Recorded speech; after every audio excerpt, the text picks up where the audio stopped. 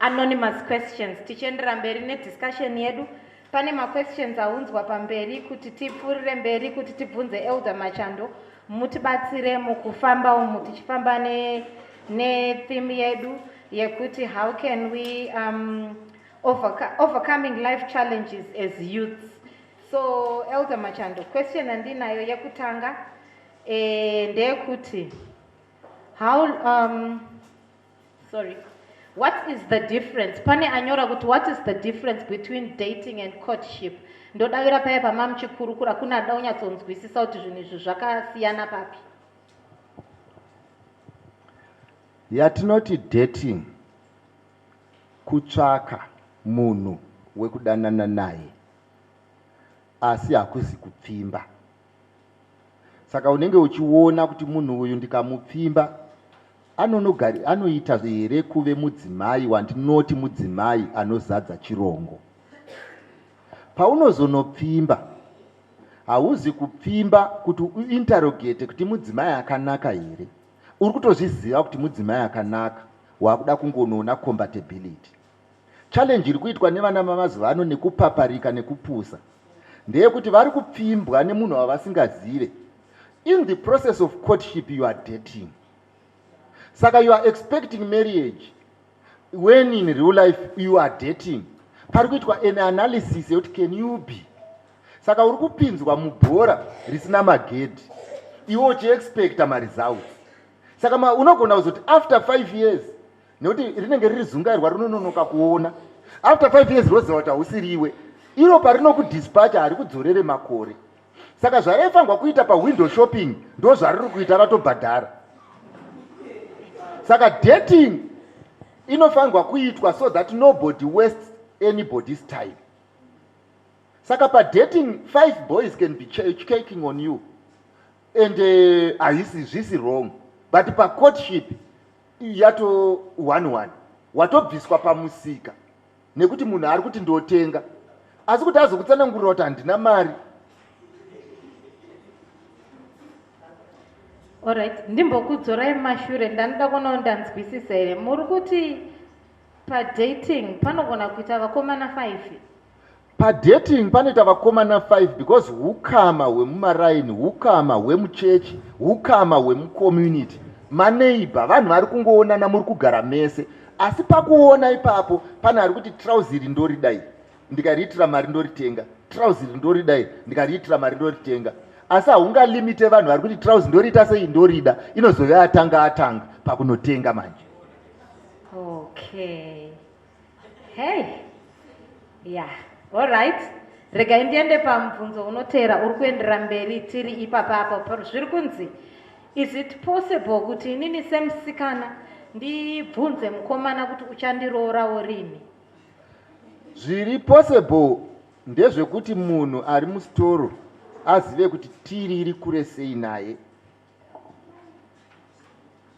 Hafangokumbeya ukoona munhu achingombeya musitoro, security treat that person with suspicion. Saka vanhu vachipinda into a relationship, it must be known kuti poto dzedu kuri kuti Mwari akomborera dzinoburwa rini, so that we can both plan. Saka these are issues that must be clarified before take off. Okay. Problem yatinayo mwana wamai yangu, vanhu vazhinji vari kumbeya as we are speaking right now. Vamwe vacho they want to be married at 24, but the young man is not even talking of marriage. That's why pari kuzoita desperation yakadai. Wakapinda painterview ukanzi basa takupa tichazokunyorera, wane 7 years manje usingabhadhari rent, wakamirira basa rira usingazivi kuti rinopindwa rini. Zvinhu zvinoda kunzi gaga tizive kuti tichabviswa pamusika rini, tichakandwa mukicheni rini, plani yedu yakamira sei. There must be destination pegs, and everyone should insist on knowing them. Okay. Regai tipfuure mberi. Anzi, is it okay to date someone outside of my church's denomination? Apa tiri kuti is it okay kuti inini mwana wemu-United Methodist ndodanana nemukomana angave weku SDA kwenyu kana weku Hwisiri kana muRoma? Is it okay? Inini hangu chandoziva ndoda kutaura chokwadi. Kuti ukwanise kuita a proper assessment, my values must be consistent. Saka chiri kutinetsa ndechekuti matsotsi ekuchechi kwedu ari kunotora vanhu kwavo vekumethodist. Uyu anongouya achiti nekuti mukristu anopinda savadha saka mukristu. Asi unenge usiko kuti uzive kuti isi tinoti mukristu here kana kuti hahusi. In the absence of a scale that measures Christianity, isusu tinoadvisa kuti rate someone according to the principles that you know. For example, kuchechi kwedu mukomana ane 5 years anofanirwa kunge agona kuridza hosho. Akuridza hosho here? Haasi kuridza. Saka according to us, haasi. Nyaya yekujamba mabhodha unonotsvairira marara eprovince yevamwe kumba kwenyu. I will make this very clear to you. Nyangwe kuchechi kwedu isusu tiri kurealiza kuti vakadzi vakaroorwa nevana vedu vachibva kune dzimwe chechi ndo vatosara vakadzadza chechi vana vedu vari kubhawa. Saka pavanenge vari muchechi, they are bitter people. Why? Pamusana pekuti vakatsvaira marara ekumusha kwedu. Ende ndo dambudziko ratiri kuwirwa naro rekupfimbwa nevanhu vausingazive nekuti vanopinda chechi. Isusu tinoti munhu ngaapinde chechi kamupindiro kaunoziva. Inini ndo advice yangu. Imi munoita zvamunoda, tozoti hero hove homoro fish kana mvura yacho ichinge yapwa. Ameno kuno kuti zvinoitika here, asi kwedu zvinoitika. Okay. Tichipfuurira mberi, tichibatanidza kune mubvunzo iwowo. Pobva panzi, what are the qualities that are expected a youth child who's a Christian to have?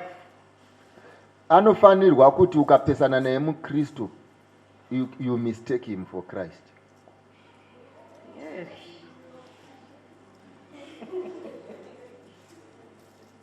Apa panoda kuti mudzokorore apa. Zvinoita kuti chinonzi chikristo is to develop Christ-like character. Vanangu regai ndimbokuudza ichokwadi chiripo. Mademands echechi anoita kunge anodzvinyirira, but nyange mumuchato ndo atinoda. Handi munorangarira kuti Bhaibheri rinoti izvo for example ndokupa example rinoti love is long suffering. Who wouldn't want a long suffering partner? Nobody. Love is forgiving.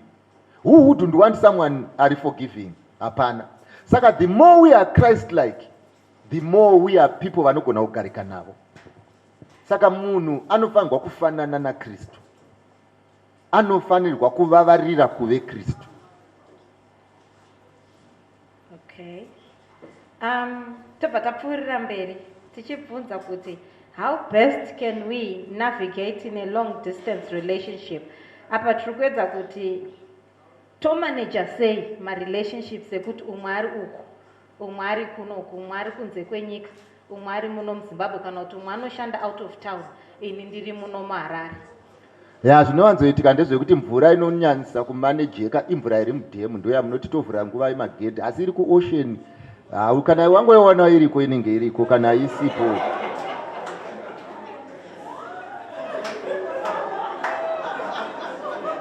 ya iyoyo kuti tinyatsotaura chaiyo pakaipa. Ndoda kutaura chokwadi, because a relationship is not supposed to manage someone.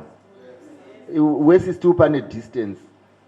I relationship yandinga recommend kuiti long distance. It's a relationship yatotangwa nevanhu vanozivana. Vanotozivana ma-qualities avo. Umwe ndokumba azochinjwa kuenda kuBuruwayo, umwe ndokusara kuHarare. Unoziva kuti kune mukristo wangu akasara kuHarare, kune mukristo wangu akaenda kuBuruwayo. But that which starts iri distant will remain distant. Okay. So regai tienderere mberi nemibvunzo. Mubvunzo wobva wati hanti tiri kutaura nyaya dzema-long distance relationships, tiri kutaura nyaya dzedating panapa. Hanzi, is it okay kuti ndidate someone anoti for me to do this you have to do this for me, like show me yours and I'll show you mine?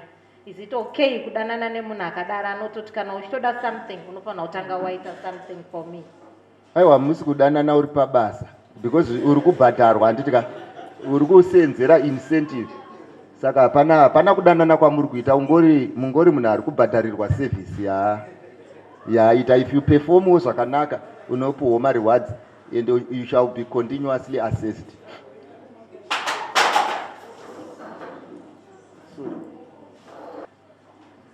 At least muri kuona kuti chair dzeplastic inogona kutyoka usingazvitarisire, asi ukaigadzira yako manje ikanokudonhedza, ndo paunozoona kuti upenyu hwakaoma. Saka marelationships edu akangofanana nemacheya. Beta utewe nemachaina handireseka pane kugadzira yako inoti rimwe gumbo racho chairo harina kusimba, inokukuvadza. Ndo zvinoitika in real life. Regai tipfuurire mberi. Pane mumwe mubvunzo uri kuteera wekuti hanzi handiti munoziva kachirungu kaya kanoti an apple does not fall far from the tree. Hanzi, is it always the case yekuti maparents emunhu aunodanana naye kana dzaive pfambi kana kuti vaihura naiyewo anozovawo pfambi, like bad habits passed from parents to child, vachinanamira panyaya yekuti like father like son or like father like daughter. Is it always the case? No, it's not always the case. Zviri possible kuti mwana akarerwa pashabhini anosangana naJesu otendeuka agove munhu kwaye. Saka hatigone kujaja munhu nekuda kwevabereki vake, tinojaja munhu nekuda kwezvibereko zvemabasa ake. But tikadzokera back kuchidzidzo changa chiriko chachiya cheassociation, haiplay role here nyaya yekuti unenge uchiona zviri kuitika pamba iwo tozopedzesera wakuzviitawo? Association yatinotaura nezvayo pafriendship it's by choice, but kuzvarwa mumba is by coincidence. Saka zvinoitika ndezvekuti mumba mandakazvarirwa handina kusarudza kuvemo, asi pashamwari ndakasarudza kuve nadzo. Saka kana ndichinge ndasarudza shamwari dzisipo, dzisingararame zvakanaka, it shows my inclinations and it is going to have an impact kwandiri, pamusana pekuti ndagara nditori inclined to that. Asi kumba, a person can make a decision. Zvakafanira kuti vanhu vazhinji vakazara machechi havana kuzvarwa vari makristu. asi vakasangana neivhangeri vatove vafundisi. Saka panyaya dzekuponeswa hatigone kuti izvo once a thief always a thief. Okay. All right, elder. Ndawana munhu wangu, tiri kudanana, tiri kufambidzana zvakanaka. Is it a must kuti ndibate foni yake? Is it a must kuti ndibate foni yake ndichiona zvirimo kuti ndigutskanewo kuti munhu wangu akamira sei? Ukaona uchipesana nemunhu wongotanga kubata homwe, pane problem. Yeah. But handiti tiri kuti mazono upenyu hwakuraramwa mumafoni. Kana ndakakutarisai elder ndogona kusatonzwisisa nezvenyu, but ndikabata tablet renyiri ndokwanisa kuona kuti elder vanoita zvechechi, elder nekubudikidza nemavhidhiyo azere imomo nezvinhu zvamunoita, even browser history yenyu.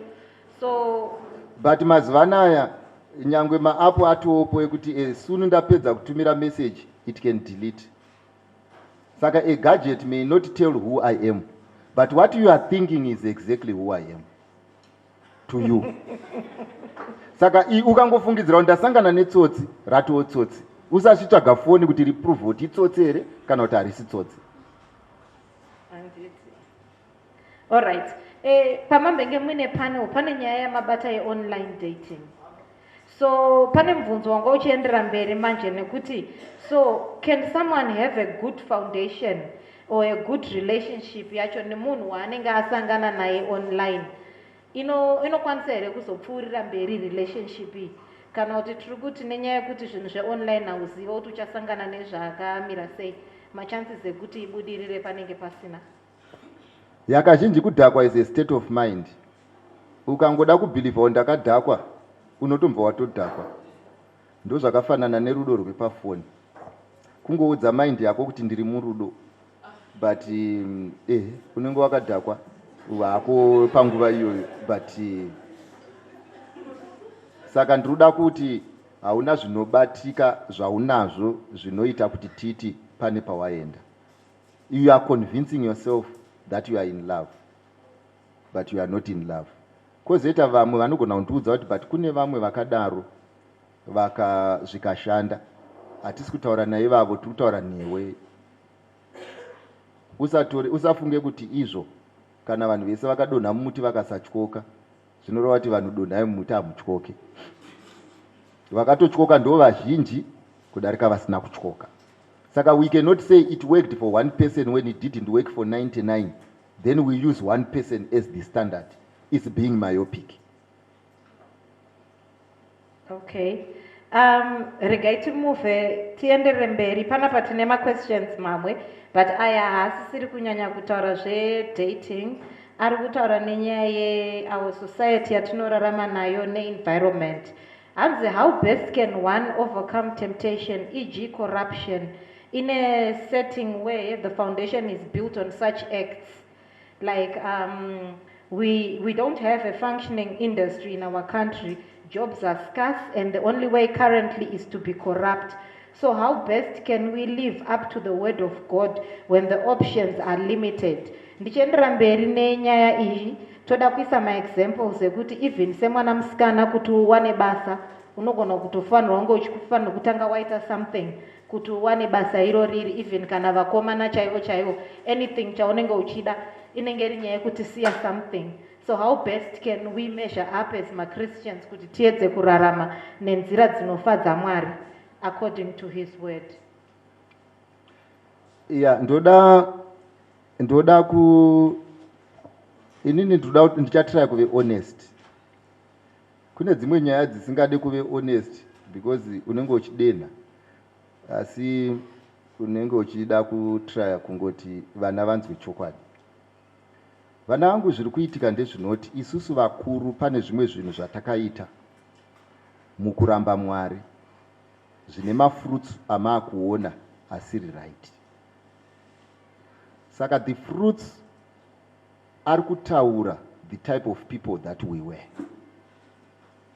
And the only way we can change the status quo ndeyekuti vagari venhaka yatinayo mumaoko isu ngavachisiyana nesu. But if they decide to walk our way, that means things will be worse. So the only way to correct this problem is to correct the behavior of those coming. If vari kuteera vakapindawo musystem iyoyo kuti as long as ndawana mari I can sleep anywhere, I can sleep with whoever, as long as ndawana basa I can date anyone and sleep wherever, tikangopinda munyaya iyoyo uori hwekupedzisira huchave wesi pane uori huripo. Saka allow the system to rot, but do not allow it to disturb the seed. The future yenyika, the future yedzimba, the future yecommunity iri rooted mu principle iri mamuri. Challenge yakuitika ndeyekuti taakunyepera kuti tiri kunotsvaga basa, topa vanhu miviri yedu kuti tiwane basa, asi kumakoleji kwatiri kufamba kwamusati maakutsvaga basa tiri kungozviona. Vamwe kuita maassignments chaiwo havadi, vanoda kurara nemunhu vozongopiwa chitupa. The problem that we have is people are not allowing Christ to rule in our minds, but they want Christ to rule in everyone else's mind. It does not work like that. So what the young generation should know, ndeyekuti, you are not going to destroy corruption by sowing corruption. You are going to destroy corruption by doing the thing that is right. But unfortunately, people are saying, let the music play on as long as we are benefiting. What I know from the Bible, Mwari anoti, kana mchinamata muti Mwari baba vedu vari kudenga, tipei nhasi zvekudya zvedu. Chikafu chemunhu achibve kuna employer kana kumurume kana kumukadzi is straight from above. Saka if you have a relationship with God, the world owes you a living. And you don't appeal to the world, you appeal to God. Saka system dzatinadzo panyika, yes, dzingashate, but it does not demand kuti tishate. Let us be proud of being good and challenge the bad. Matima mwenziwere kuti vhesi inoti kana vanhu vangu vanodanwa nezita rangu vakazvininipisa vakareurira zvivi zvavo ndichavapa mvura. Ndoda kutaura the reason why at times tichirarama mumascenario asingaratidze kurarama is because of God's kindness. Take away that God and be like them and see what is going to happen. Because kurara nemunhu mvura isina kunaya hakuite kuti akupe pizza. Because the flour comes from above. Saka pizza iri kuzadza matumbu iri kuita kuti vanhu musafunge ipizza yabva pamunamato wemwe chembereri kwachivi. Saka yapedza kunamata kuti Mwari ndikomborere munda wangu uburitse zvinhu ndiendese mwana wechikoro. Pizza ndomba yagadzirwa mbva mafunga kuti izvo pizza iri kugadzirwa as evidence yevanhu vane mari. No!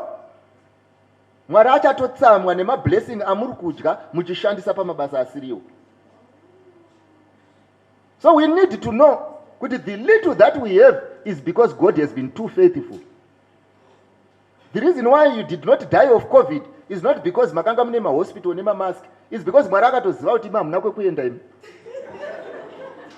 Saka pamunenge uchifamba usakanganwe Mwari iyeye who performs miracles, anovhura road where there is no road. I'm telling you, kune vanhu vanoenda kubasa mazuva ese vanotambira mari isingakwane kuzokwira pasi kudzokera, but vari kuchengeta muri. How is it happening? The Lord is blessing his people, and the people are tired of worshiping and they want to be corrupt because they think corruption is paying. Vanhu vaifamba kuchipingo kwasina kumboona diamond, vanhu vaifamba kubocha vasina kumboona diamond. Panguva yari yaifangwa kuwanikwa rakawanikwa, panguva yari yaifangwa kupera rakapera. Why pamusana pekuti rakapedzera rava mumaoko evanhu vakanga vasingade kubatsirwa naMwari?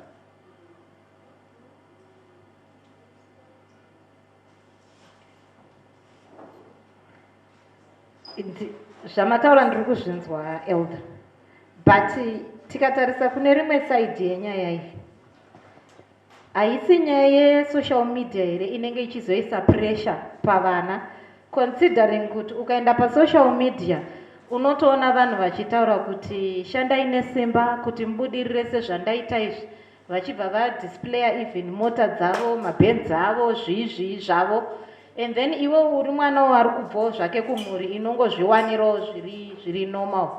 Nenyaya yekusada kusara uchidawo kupisa musociety kwanga kuchataurwa kuya kuya, hazvisiri zvere zvinozoita kuti tipedzesere takungoaccepta nyaya dzecorruption idzi, because nyika yacho kubva kumusoro kusvika pasi corruption ndo yatongozara. Kune vanochengeta imbwa kumba.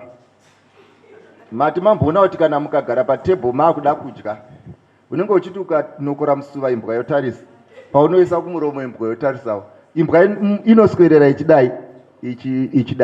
Why? Ndiyo yazvisa pasituation yekuokera vari kudya. Dei yange anotamba nedzimwe imbwa seri, ingadei isina kana dambudziko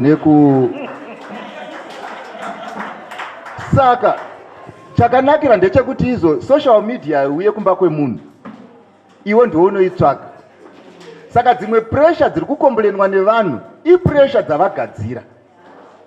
Isu taizviziva nyangwe tichienda kuchikoro kuti izvo unotamba nechikwata chako, so that usazookera vamwe vachimwa mukaka pabreak, iwe uri wega usingamwe. Unofambirei nevanhu vane bhutsu uchiziva kuti kweda hadziwanikwa. Unofambawo nevamwe vako vetsoka muchichinjana masiripasi, asi wakada unoti pema usingakwani, zvinokunetsa. Zvakafanana, ndorangarira mwanangu, ndakamboinvhaitwa rimwe gore ndandichiri mufana, ndobva ndainvhaitwa Easter idzidza kuchitungisa uko. Ndaine friend yangu yaidzidza kugroup A school, ndobva yanditi izvo, ndiri kuenda out negirlfriend yangu, asi girlfriend yangu ine shamwari yayo.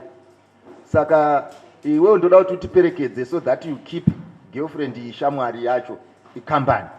Pekutanga ndakabvuma ndisati ndanyatsofunga, ndazogara ndikati number 1 kwaari kundiendesa uko handitokuzivi. Number 2, kwedu kwambuya Machando tinoita sadza rekutimba, hatite zvefoko.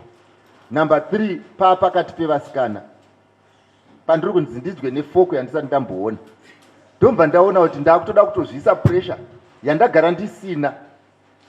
And what do I have to do? Kuguta panguva yekuti vamwe vari kuda. Ndakatiza neupenyu hwangu, because ndakaziva kuti kaupenyu kandatangaka handizokagoni. Asi vana vedu ava nekutsvukira kwese kwamunoona nekufunda, vanozvipinza mupressure isiri yavo, kusvikira pakuwaridza Zambia panze, vounganidza zvinhu zvisiri zvavo kuti vatorwe mapikicha vakandiwo pasocial media vaonekwe. Why are you exerting pressure on yourself unnecessarily? Ivo vanhu vamakaona pasocial media vanozokupei kana uchinge wapedza kuona. Hapana? Ndiwo uri kutisika nevanhu vari paroora dhei ravo. Ivo rizati nyange mukomana chaiye hapana.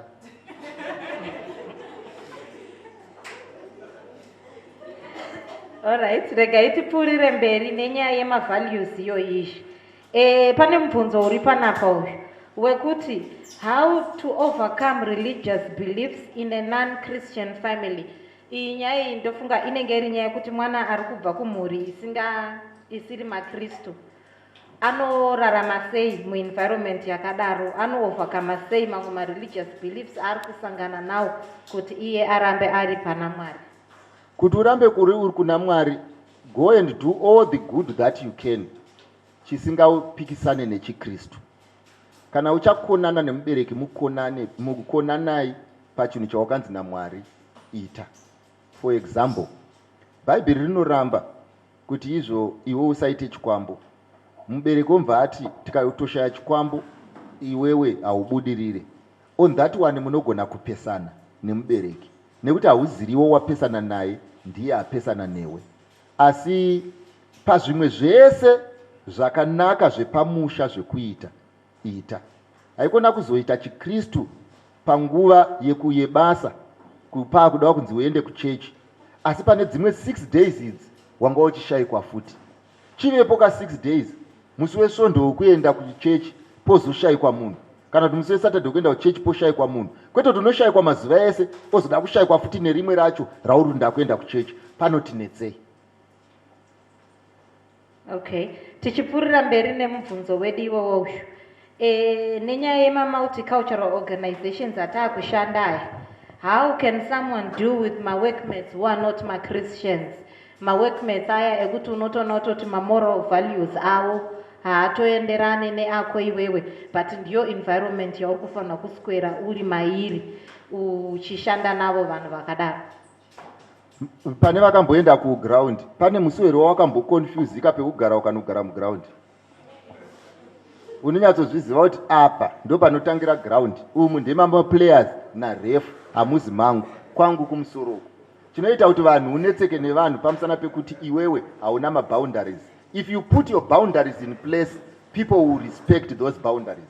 But if you do not have boundaries, unenge uchingoitwa adatora dhongere pachigayo. You are not going out there to please people. You are out there to give service to the employer. But at the same time, you can build relationship where appropriate. Saka you have your own boundaries, you have your own red lines. Nobody should cross your boundaries, period. It's not all jokes that unofangwa kuseka. There are some jokes that usingafangwa kuseka. It's not every joke that unofangwa kureceive pa phone pako. They should know these jokes must never find their way into my phone. But chinonetsa ndechoti vanoita majoko avo iwo oseka. Saka urumu wavo. Okay. Regai tipfurire mberi. Iyi pane nyaya yemutupo apa. Hanzi, how best can we move away from being called nematotems when we are Christians? The religion we believe and live in does not mention any calling of matotems. So should we disregard them or not? Sezvakaita inini nditori chiera azere. Should I continue calling myself chiera since religion yedu yatinonamata mairi isina mutupo mukati? Not all cultures are in the Bible, but not all cultures fight the Bible. Kunzi madhuve hapana mtemo wandarwisana nawo. Kunzi chiera hapana mtemo wandarwisana nayo. Inyaya, it's an issue of identification. Problem yakunetsa ndekuti vanhu vakufunga kuti everything African is evil. Pamwe John kunzi John mutupo wevamwe vanhu kwavakabva.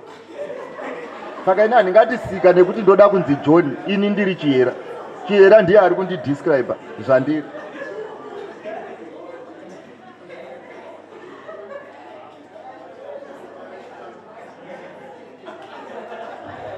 Okay.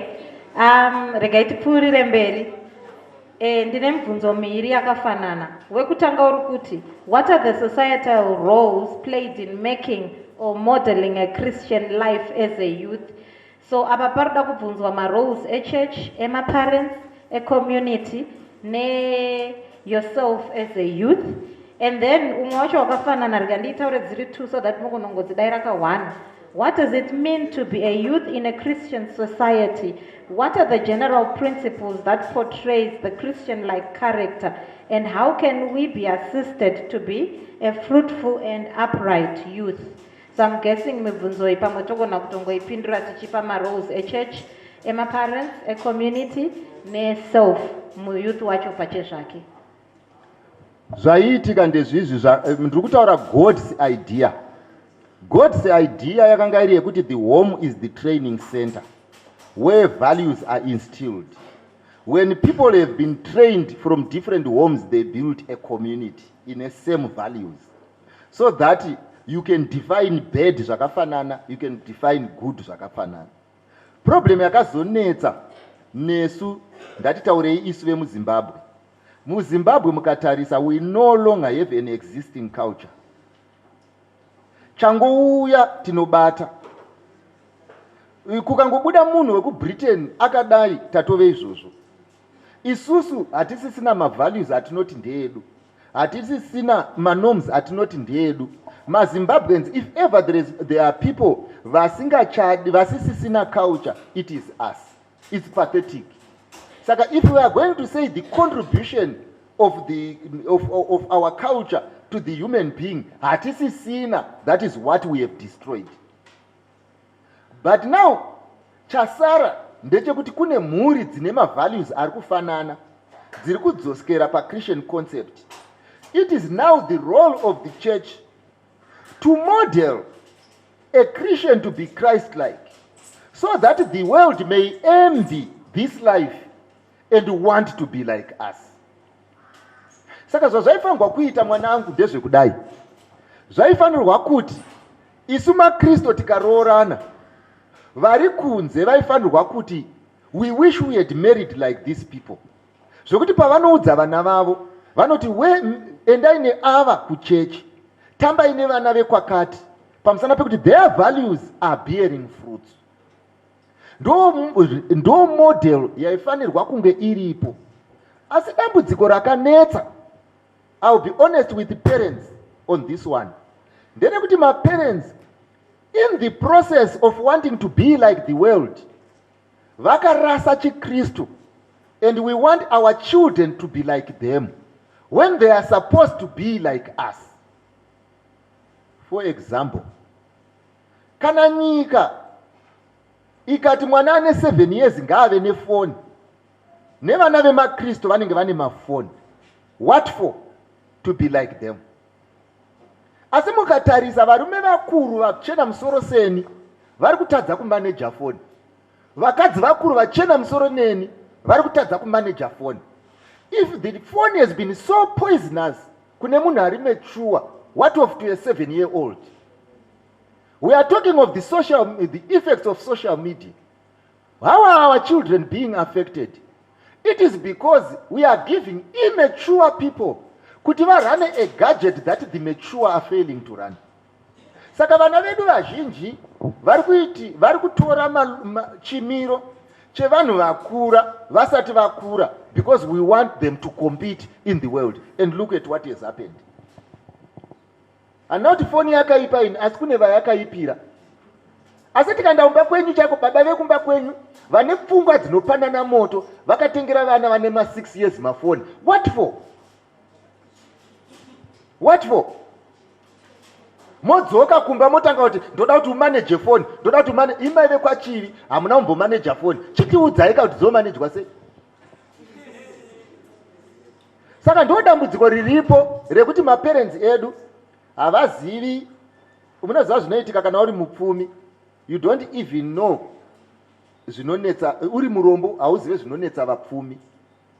Saka unoti ndikaita mupfumi nhamo yangu yaita sei, yapera, usingaziva kuti kunewo maproblems anounzwa une mari ausingazivi. Saka ndo dambudziko ratanaro rekuti izvo the parent haachaziva, ari kungotenderera achingombeya ariko, and the parent ari kudestroy the training school. Vabereki vazhinji, to be honest, kumba uko kunogara vana uko vari kungoya kuzorara nekudya nekumuka. Hakuna chiriko chiri kumboitwa, hakuna training iriko. They are learning by osmosis. That's the reason why vana vese vamuri kungoona anongoti kwaatozodzidziswawo ikoko ndoko ari kudzidza. Chiri kuita kuti vana vedu, toda kumbotora for example, vana vedu they have relationships, but ukatarisa many parents have never taught their children how to run relationships.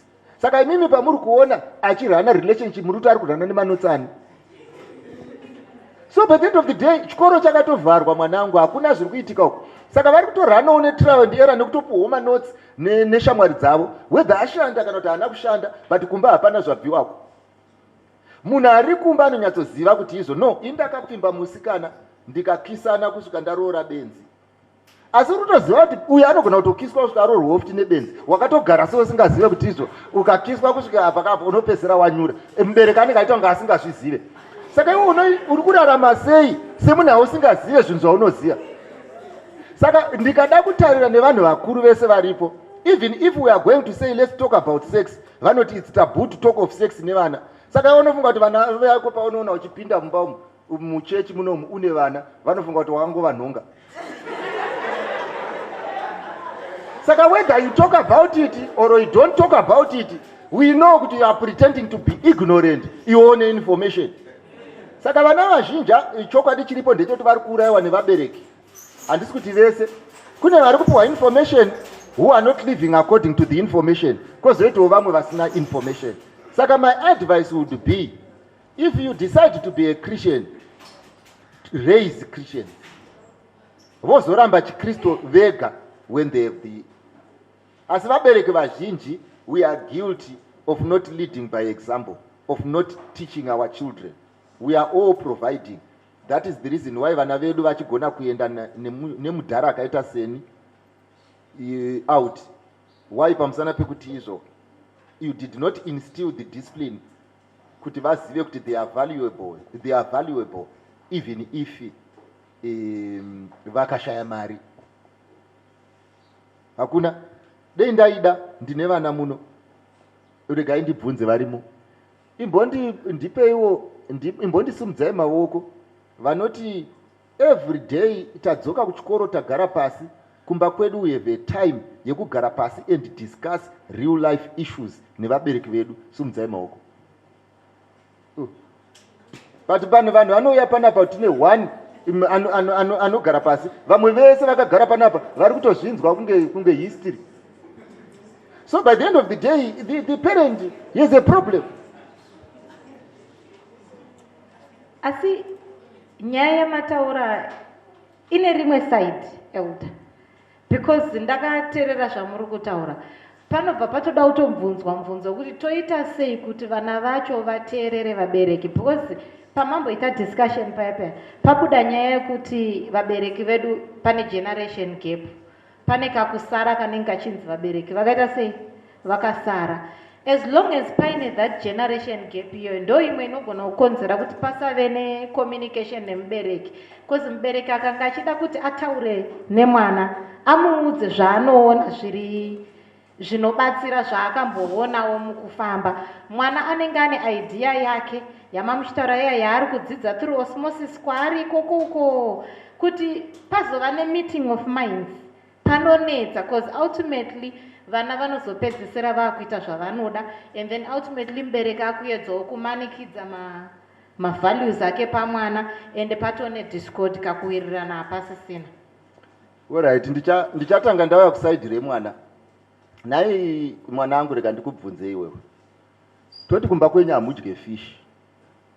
Wona mwana wako akasenga chirauro ari kuenda kurwizi. Unozomuudzira papi kuti atidye fish pakudzoka? Aiwa, anofanira kuudzwa asati atoenda. Ndo number 1. Ndekuti vabereki vazhinji vanozongotaura semarefri where things are wrong. Asi vari kutonyatsoziva kuti zvirauro zvakabatwa izvi munhu ari kuredza.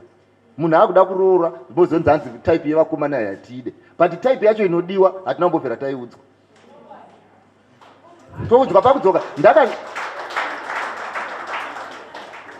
Ndakazadza bhegi rangu nemiramba yangu ndauya. Ndiri kufunga kuti ndatorova. Umbva wanzi handidi kuona zvinhu izvozvo papi pano.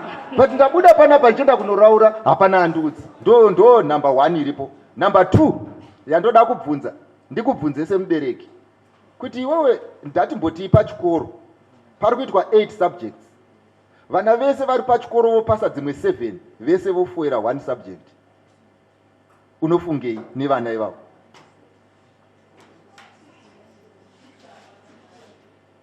Ndinodavira kuti hapo ticha aivepo angasinga. Kosei vana venyu imimi vari kupasa maths dzekuchikoro, vari kupasa geography, vari kuenda kuuniversity, subject yavari kungofoira ndeyenyu imimi yetsika.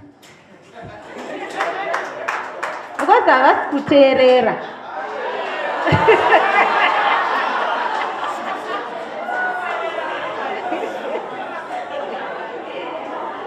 Ya kufara kwangu ndinodavira inyaya yekuti tinofanira kuita nguva yekutaura nevana. And the teaching methods, yes, tinoadapta ma-teaching methods. Zvakafanana nepachechi panapa. Unoziva kuti vana vanogona kuuya ka izvi zvana zvintumurwa izvi zvoserwa zvichiimbiswa pano, zvichitaurwa nyaya yemubhaibheri yaJona akazonyira mvura akamba apinda muhove, hazvisi kunyatsokombrihenda. Asi vana semu vana vamuri kudzidzisa panapa muchitsiraya kutsanangura vanoona TV, asi kuchechi hakuna kana guide. Saka munofunga kuti kunonakidza ndekupi kuchechi kana kumba? Kumba. Number 2 mukatarisa makapinda chechi kubocha imi 1947. Muri kungofunga kuti Jesu wa 1947 ndiye imimika, alright, imimi Jesu wenyu makamuona pamusana pekuti kumba kwenyu maitambudzika mushaya mari ye-school fees. Inini hangu handina kumbotambura, inini makaindibhadharira school fees. Saka Jesu wenyu inini newangu hazisi kuwirirana.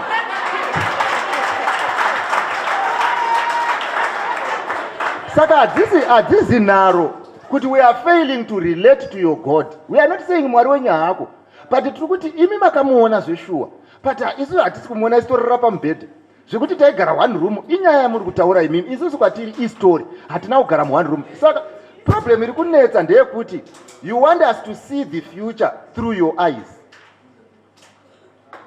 Saka handisi kuti Jesu haasisipo, ndiri kuti let's adapt our teaching methods to the changing days so that our people appreciate zviripo.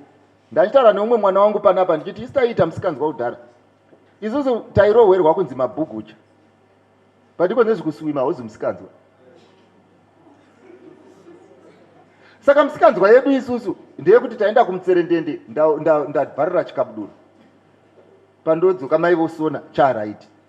But musikanzwa yevana ava imwe yacho ndeyekuti kana aiita inomudhameja for the rest of the life. Saka if the teacher cannot adapt to the situation, the teacher is rendered ineffective, useless. Saka most of the challenges that we have, we are blaming our children, but we also should wake up the teacher. The teacher has a problem. Musandiudze zvenyaya environment. Makarerwa kubocha ndimakauya kutaundi nokuti makati tozvigona. Mba mazvara vana kutaundi manotse bocha hashandi kunoko. Sandiudze kuti kubocha taimuka kuma4 hakuzi kubocha kunoko. Chititaurirai zvinoenderana neenvironment yamakatiisa mairi. Yes. Ndimi makatenga TV handisirini. Mapedza kutenga TV hamungaudze ini kumaneja TV. Inini ndotrasta mutengo weTV kuti akandiitira zvakanaka. Saka kana ichimanejwa chimanejai kaimive bocha tizive kuti inomanejwa sei. Kana musingagone kuimaneja zvazvidyarwa mandiri zvatodyarwa. You have created a problem. Now that you are getting results, you will hate me for the results dzamakakaucha imi. Handisiri ndakatsvaga nzvimbo Peter House ini. Ndimakatsvaga ikoko. Ini changu kuenda ikoko nekunoona kuti pandakaiswa namai pari right. Saka ndoita zveipapo. Saka kuti muzondiudza kuti izvo no iwewe you cannot go and sleep over. Handizvizivi. Kubocha kwaya kusina sleep over. Asi mwana wenyu akati ndoda kuenda kusleep over mukaenda. Munei manager say sleep over manotsi acho musina teacher. Hamuna. Saka munobvumirei zvinhu zviri musirabhasi isiri yenyu. Kana muri veshona kaingo teacher ishona kuti muite mbiri. Handiti zvinonzi kadaidzwa kunoita presentation pamadoctor, don't talk medicine in case vanokuwisira pasi, talk farming. Ndo basa kwako. Saka chiri kunetsa ndechekuti imimi muruda kufanana nesu. Munanzi mufanane nesu naMwari akakutumai. Makanzi muti tiche zvinhu zveupenyu. Zvemedicine tonotichwa naticha. Zvino zvemedicine takazviona makabhadhara fees. Maths takazviona makabhadhara fees. Kusei maisa effort pamwe pesa apo. Asi musikana webasa wamakatitsvagira makamutsvaga nekuchipa.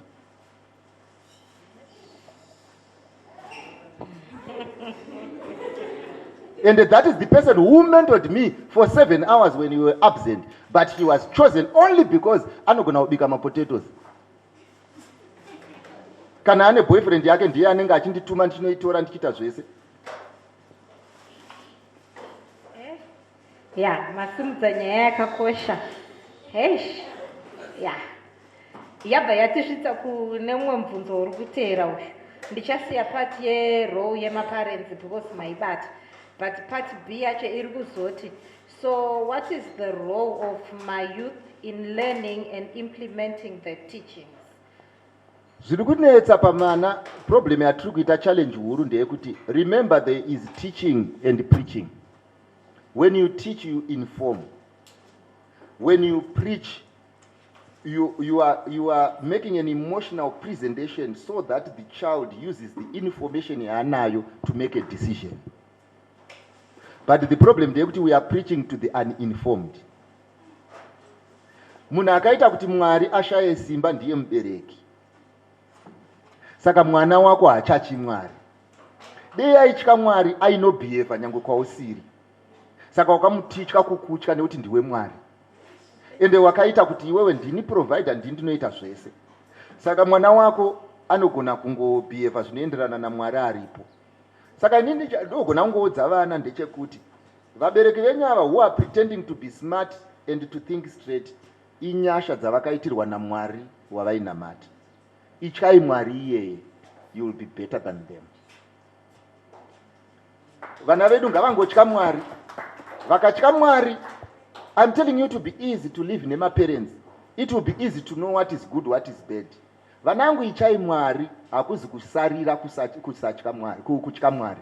Hakuzi kupisa kusatya Mwari. Vanangu muri kuona zvinoitika nyangwe pa social media. Kuti vanhu ndakaona vamwe vachituka charamba nemudzimai wake. People cannot respect vanhu vasiri vezera ravo. Even over the phone. You cannot shout at me. No matter how foolish I am your parent. You cannot shout at me. But unfortunately, respect chayo unoona munhu ane 4,000 kana 20,000 followers dzekutuka vanhu.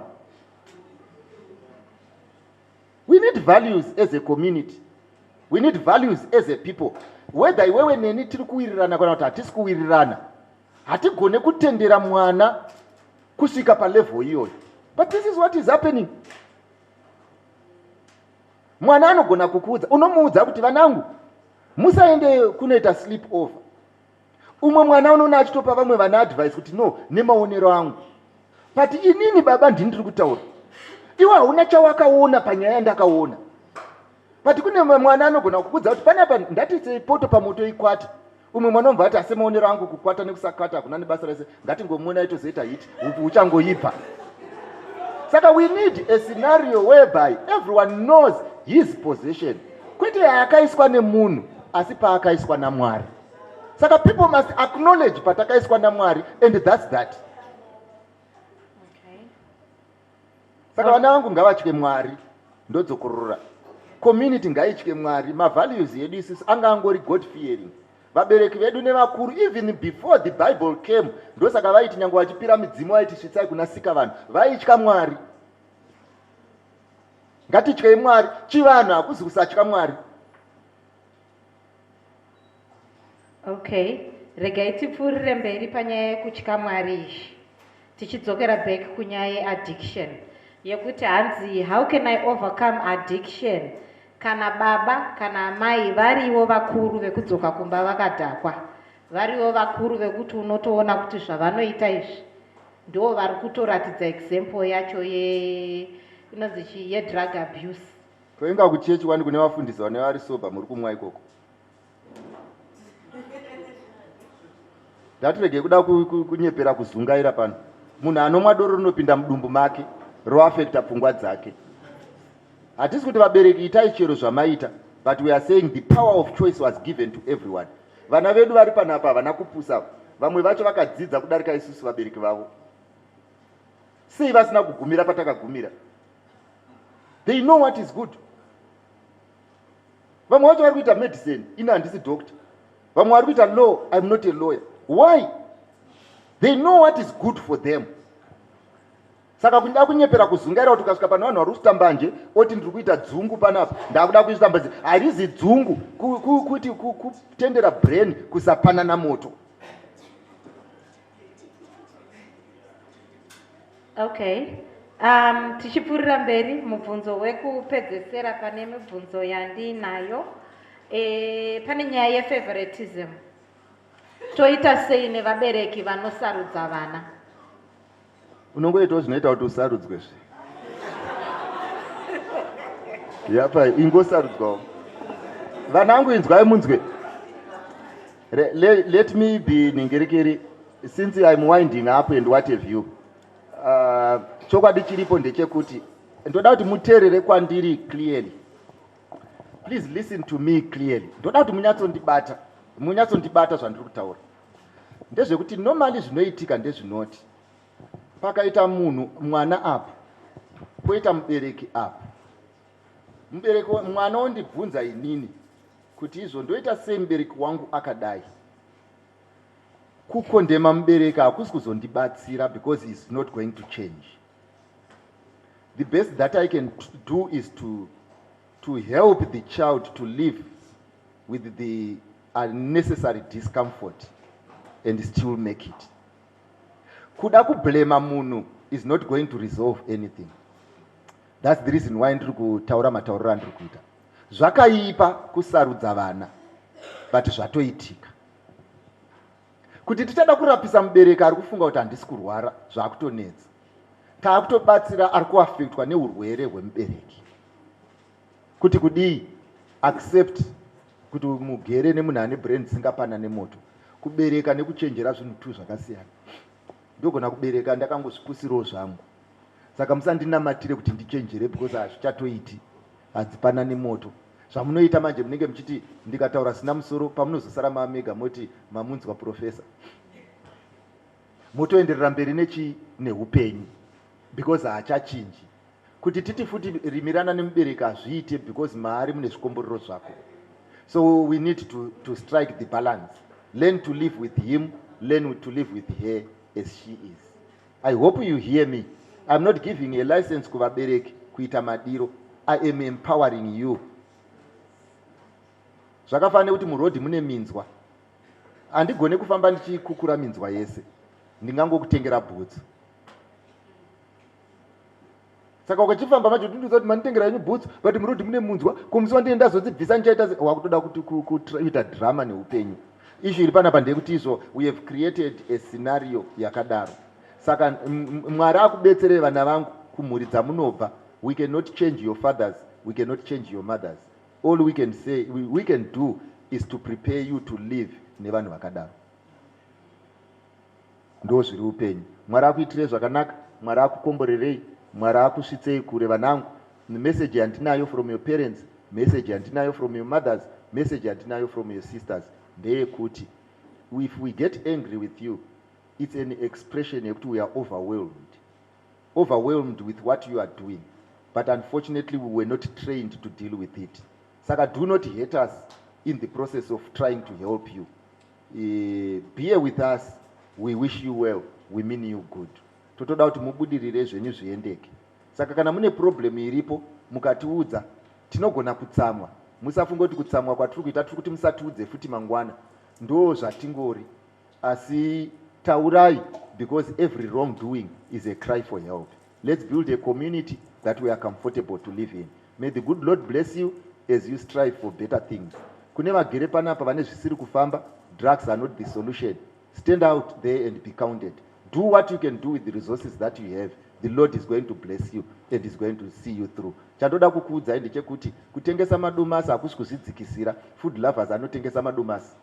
Saka zvinoitika ndezvinoti if you take that business to a level inowirirana who you are, you will find that it will help you to keep up with life. Saka issue vanangu iripo ndeyekuti everything can be.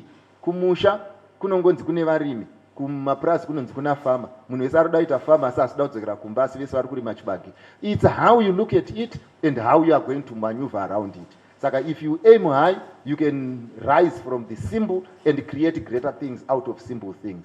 Economy yakashata tiri kuzviziva. There is no way you are going to change this economy. What you have to do is to change your economy mumusoro mako. Do for yourself what you wanted others to do for you. Dei Mwari akuitirai zvakanaka, muitirwe zvakanaka, mukomborerwe, muite vanhu kwavo, muve nemusoro. Vane vakomana, harisi basa remusikana kuchengeta mukomana kana kuchengetwa nemukomana. Zvisingashande kanda panze nepasi pedhoo nekuti hazvishande.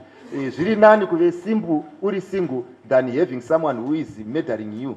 You don't have to be a martyr in your own marriage. Kana zvisingashande hazvishande, siyana nazvo. Marelationship akuita kurumira mazino, siyanai nazvo. Vanhu vanopopota, siyanai navo. Vanodouble crosser, siyanai navo. Vanotaurisa, siyanai navo. Vane nyaya dzisingapere, siyanai navo. Vanoda mhandara, iwo umhandara hwacho usipo, siyanai navo. Munhu enda unoroora zvaanoda kuroora, asi akuisire pressure pachinhu chisiri chake. Ndo zvingori upenyu vanangu. Manage this thing. It belongs to you. It is yours. Let it make you happy. In a relationship, it is not your duty to make your partner happy. It is his duty to make you happy because you chose well. Abai wanga abude ndo mtemo relationship.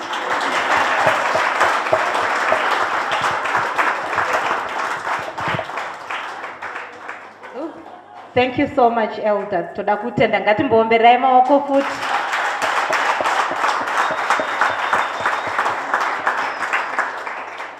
Ameno kuti hapana mubvunzo wandasiya here mukati umu. Pane ane burning issue here tisati tavhara segment inoi. Ari kunyatsa kunzwa kuti nini ndine zvandiri kuda kutaura. All right. Going once, going twice. Sold. All right. Pane ino nguva regai tinyatsoombera kuvhara segment inoi tichitenda Elder Machando. Toda kutendai. Thank you so much.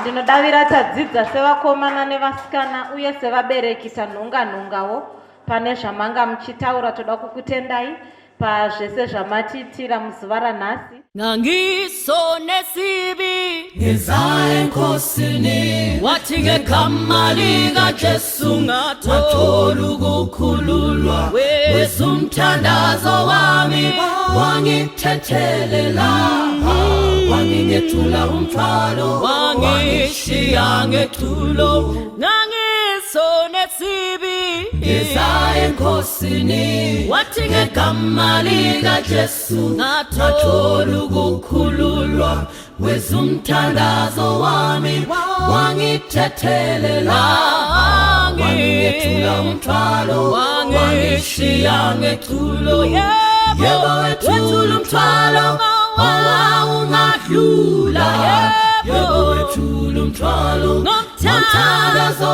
wami uvalo lwami lwaphela uJesu wavusa umoya wami wangingethula umthwalo wangishiya ngethulo yebo wethula umthwalo ungadlula yebo wethula umthwalo ngomthandazo wami uvalo lwami lwaphela uJesu wavusa umoya wami wangingethula umthwalo wangishiya ngethulo wangithula umthwalo wangishiya ngehlanzekile uJesu wami wangithula umthwalo wangishiya ngehlanzekile kusi Jesu yangithanda kusi Jesu yamuthanda kusi Jesu wangifela lapho esiphambanweni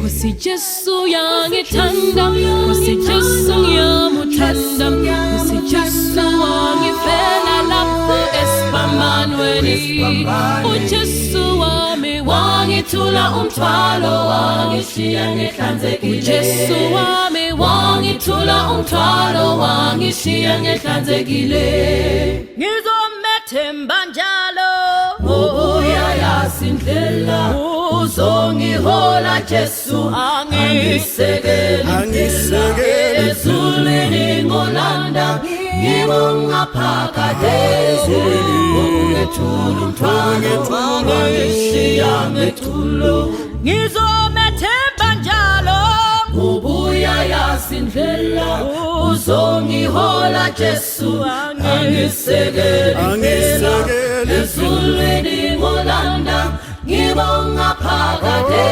ungethula umthwalo wangishiya ngethulo yebo wethula umthwalo ungadlula yebo wethula umthwalo ngomthandazo wami uvalo lwami lwaphela uJesu wavusa umoya wami wangithula umthwalo wangishiya ngethulo yebo wethula umthwalo ungadlula yebo wethula umthwalo ngomthandazo wami uvalo lwami lwaphela Jesu wavusa umoya wami wangithula umthwalo wangishiya ngethulo yebo wethula umthwalo ungadlula yebo wethula umthwalo ngomthandazo wami uvalo lwami lwaphela Jesu wavusa umoya wami